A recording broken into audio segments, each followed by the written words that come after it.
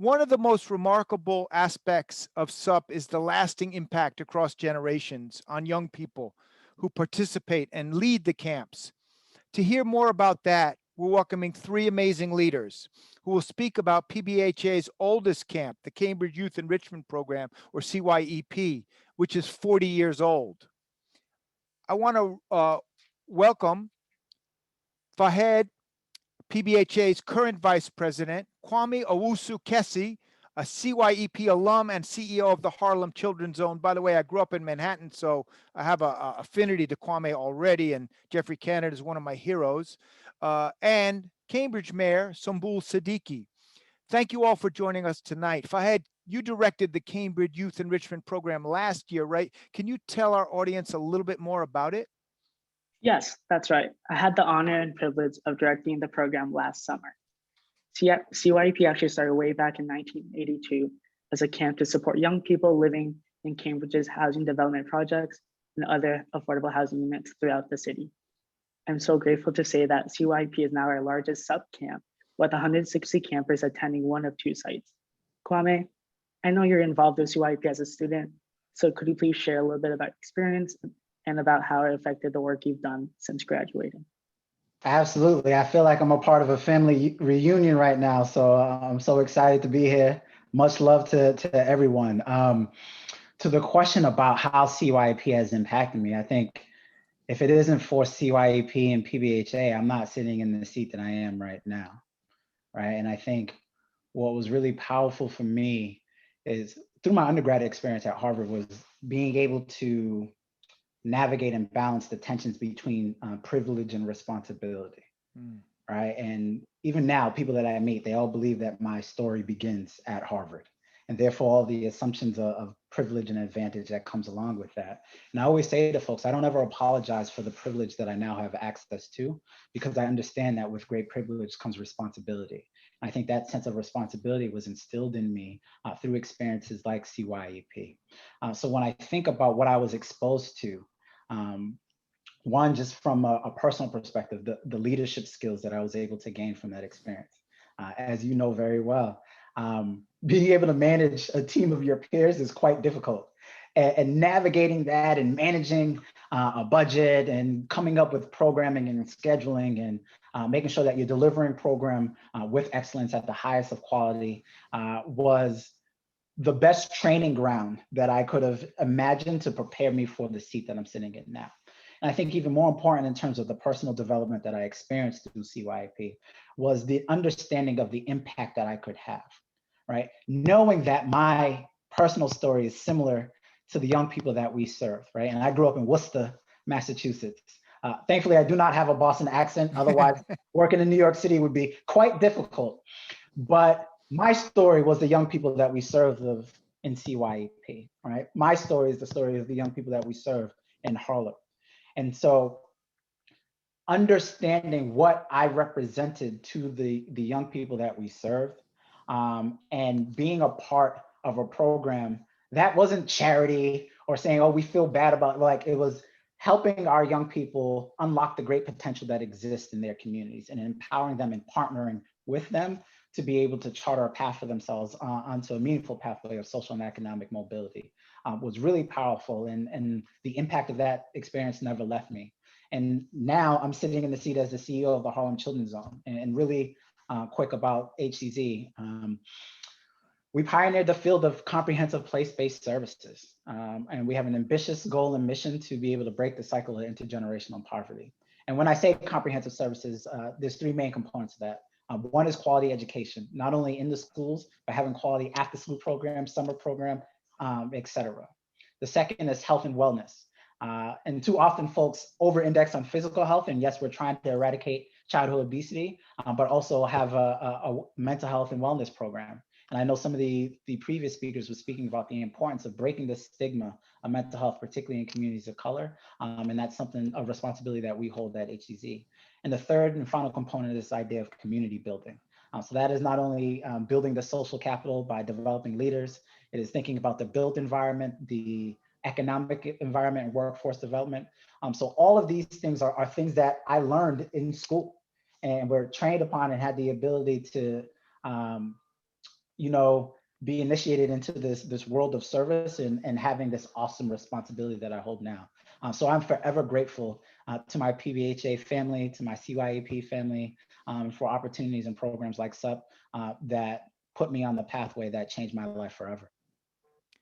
Kwame, a question for you. If I put you on the spot and say, okay, please encourage or tell people on this call why they should invest their money, their dollars in SUP, what would you say?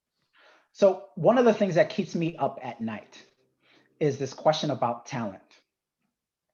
And I think SUP is one of the premier programs in the country that is creating the pipeline of talent that will be the future leaders of America. And I don't mean that in hyperbole. And I can't think of a better experience. Like I said, if it wasn't for SUP, I would not be sitting in the seat that I am in right now.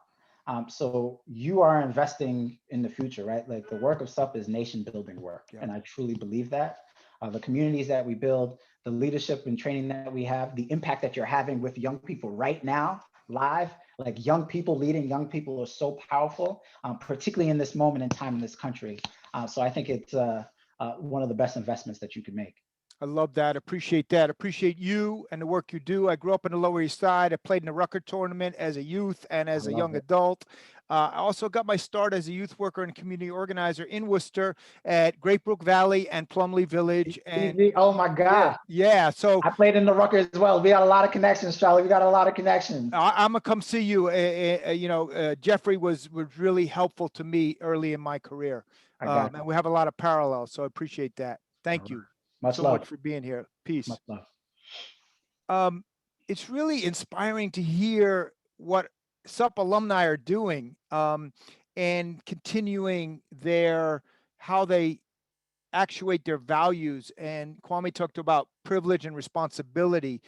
Fahed, you've been a part of this organization since you were a camper. What has it been like for you to be part of this community? And then we're going to get to Madam Mayor. These past 13 years have truly been a humbling experience. To first get involved in PBHA as an 8-year-old camper and to come back full circle as a director last summer. I have been reflecting a lot lately about how CYEP and SUP overall are the reasons for my own matriculation at Harvard. My love for learning was first developed by Dina, my first senior counselor, who took me under her wing and nurtured my curiosity. Her affirmations and handwritten notes throughout the summer and academic year helped me realize the importance of setting goals and working to accomplish them. More than that, CYEP taught me to be my own advocate and look for resources to achieve my own success. My first exposure to PBHA through CYEP had a wonderful snowball effect, with me entering PBHA's Harvard Square Homeless Shelter, or HSHS, as a rising sixth grader to bake cookies for the guests as one of my weekly afternoon activities. This then led to me becoming the shelter's operations director last year and the street outreach team director this year. I honestly did not feel like a true leader with agency in Cambridge until I directed CYEP, where I was lucky enough to forge meaningful relationships with families and community partners. Being a director helped me realize there is a gap in term time programming and the need for continuity in providing resources year round. So Remy and I piloted and directed the after school equivalent of CYEP during the past school year. To me, consistent presence and a plan of transition from one program to another felt crucial for providing holistic care to our community. Like all the campers throughout the decades, I am the product of CYEP's investment in uplifting the community. And I hope you all continue to support our growth as leaders. I feel incredibly fortunate that PBHA has brought me to this auction where I'm holding space with my role model, Mayor Siddiqui, who has inspired people like me to be able to grow up in the projects and still dedicate themselves to service. Fahed, I appreciate your thoughtful wisdom and your humility. Your meteoric rise is not a surprise to those of us that know you. You're amazing. When I grow up, I told you this yesterday, when I grow up, I want to be like you. It's amazing to hear how much PBHA and CYEP have been like a through line in your life. Mayor Siddiqui, appreciate you joining us tonight. I also want to thank you for remarkable and powerful leadership in the city of Cambridge during the COVID-19 pandemic, and your work in putting the needs of the most vulnerable at the forefront. Um, Clearly, CYEP has had a positive impact on children and families who don't have equitable access uh, to resources for decades, for a long time. But this year, the difference CYEP will make is even more critical than ever. I know that young people in Cambridge and everywhere, especially, have been facing so many challenges. Could you share a little bit about what programs like SUP and CYEP mean to Cambridge during this time, and any reflections you have about that? Sure, and thank you so much for having me here tonight. It's been awesome to listen to all of you. Thank you, Kwame and Faheed, for your words. I love the performance by Rhea, and I want to thank all of you for your leadership and all that you're doing. It's just so important. And as we've heard tonight, and we know this pandemic has really hit our communities so hard, and we know that particularly our young people, mental health has just suffered so much. And it's been so hard for young people to make and sustain social connections, where they've also lost this ability to meaningfully celebrate so many important life transitions and milestones together. So now more than ever, our young people need to be around one another.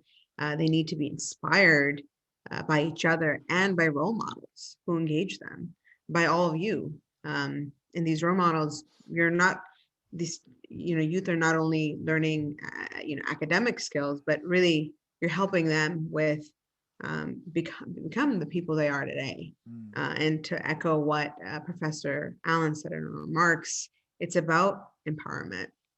And right now, more than ever, as Monica said it so well, we need more joy. And that's what brings me to CYEP.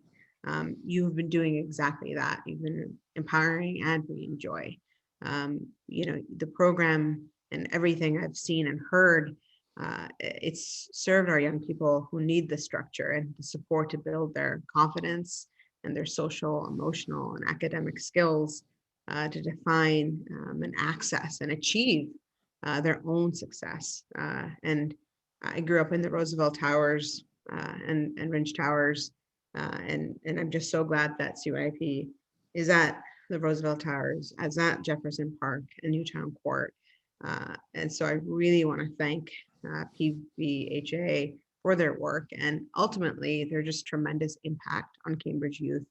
I'm really grateful to all of you for being such a strong pillar for our young people during a time they need these programs and activities the most. I'm definitely making a donation, and I hope that PVHA, gets to their goal very soon, and I have no doubt that you will. So thank you so much for having me. I so appreciate not only your words, but your actions, and you stating that you're going to make a donation.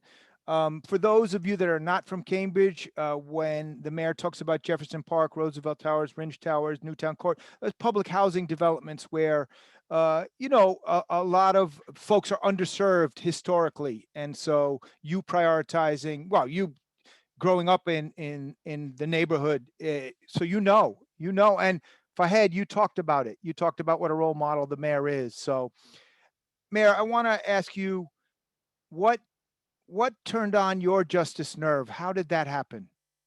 If you could sum it up. I think for me, it was, I think in high school, I had people who, you can't be what you can't see, right? And I think it's so important to see, you, Kwame, you, Faheed, see all of you.